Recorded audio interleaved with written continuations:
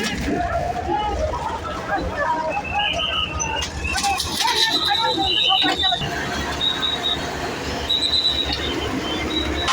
আসলে হঠাৎ কোনো অভিযান না। আপনারা ইতিমধ্যে জেনেছেন যে আমরা এর আগেও বেশ কয়েকবার এই যানজট নিরসনে মোগরাপাড়া চৌরাস্তাকে অবৈধ দখলকারী যারা দোকানপাট রয়েছে তাদেরকে বেশ কয়েকবার উচ্ছেদ করেছি, কিন্তু তারা বারবারই আমাদের আদেশ অমান্য করে তারা এই জায়গাটা দখল করে ব্যবসা পরিচালনা করে আসছিলেন।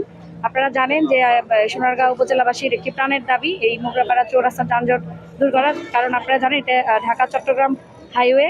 এখানে শুধুমাত্র সোনারগাঁও উপজেলাবাসী না, সমগ্র বাংলাদেশের মানুষ এই ঢাকা চট্টগ্রাম হাইওয়েটি ব্যবহার করে থাকে এবং অনেকেই আমার কাছে অভিযোগ করেন, আমার পরিচিত জন কিংবা আমাদের ঊর্ধ্বতন কর্তৃপক্ষ, যে এই ঢাকা চট্টগ্রাম হাইওয়ে দিয়ে যখন তারা আসা যাওয়া করেন তখন এই মোগরাপাড়া চৌরাস্তায় প্রায় 1 থেকে 1.5 ঘন্টা জ্যামের মধ্যে থাকতে হয়, শুধুমাত্র দুই পাশে অবৈধভাবে দখলকারী দোকানপাটগুলোর জন্য। তা আমি জয়েন করার পর থেকেই কিন্তু বেশ কয়েকবার উচ্ছেদ অভিযান পরিচালনা করেছি, তাদেরকে বারংবার আমরা সতর্ক করেছি, নোটিশ করেছি আপনারা জায়গাগুলো ছেড়ে দিবেন, কিন্তু তারা আমাদের কথা শুনেনি। পরবর্তীতে গতকালও আবার তাদেরকে ফাইনাল ওয়ার্নিংমূলক একটি মাইকিং করা হয়, আপনারা যেন আজকে সকাল 9টার মধ্যে খালি করে দেওয়া হয়। তারপর আমরা আজকে 10টা থেকে এখন অবধি অভিযান পরিচালনা করা হচ্ছে। তাছাড়া আপনারা জানেন যে আমাদের নারায়ণগঞ্জ জেলার সুযোগ্য জেলা প্রশাসক স্যারের একটি গ্রিন অ্যান্ড ক্লিন কর্মসূচি রয়েছে। সেই গ্রিন অ্যান্ড ক্লিন কর্মসূচির আওতাধীনে আমাদের সোনারগাঁও উপজেলা পরিষ্কার পরিচ্ছন্ন এবং অবৈধ দোকানপাট মুক্ত, অবৈধ স্থাপনা মুক্ত একটি নতুন সোনারগাঁ উপজেলা হিসেবে প্রতিষ্ঠিত করার লক্ষ্যে আমাদের এই উচ্ছেদ অভিযান। আমরাও এর আগে বেশ কয়েকবার উচ্ছেদ করার পরে এরকম কিছু অপ্রত্যাশিত ঘটনা ঘটেছে।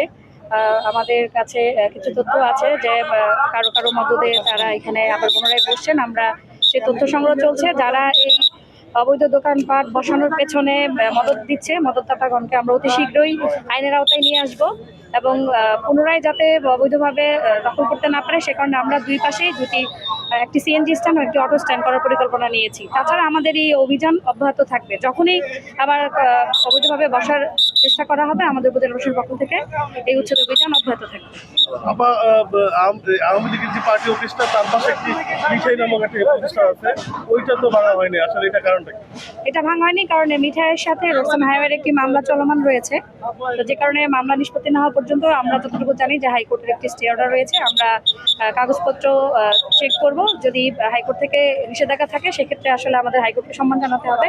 আদারওয়াইজ যদি এই ধরনের কোনো নিষেধাজ্ঞার প্রমাণ আমরা না পাই, পরবর্তীতে আমরা এটি উচ্ছেদে গ্রহণ করব।